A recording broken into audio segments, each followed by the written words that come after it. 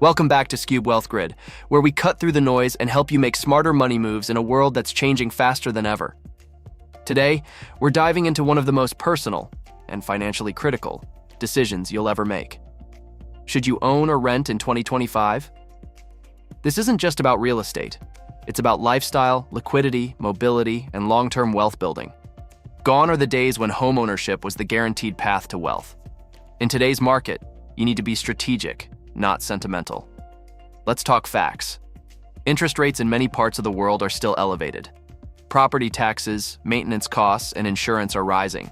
And even after putting down a massive down payment, your monthly EMI might rival or exceed the rent for a similar property. In many cities, like Dubai, Mumbai, San Francisco, or Singapore, the rental yield is low, meaning you're not always getting a great return on investment from owning unless the capital appreciation is strong. Meanwhile, renting gives you flexibility. It lets you move with career opportunities, shift cities without selling under pressure, and avoid being locked into a depreciating asset in an overheated market. But ownership still has power, if done right.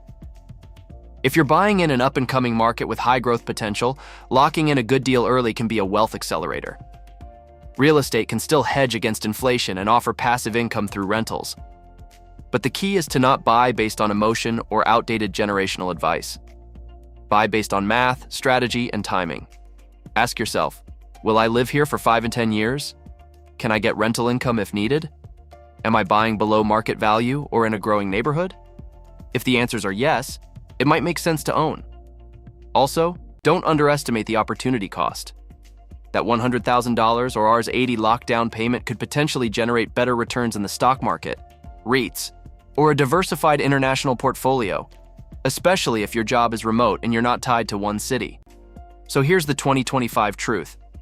Renting doesn't mean you're wasting money, and owning doesn't automatically mean you're building wealth.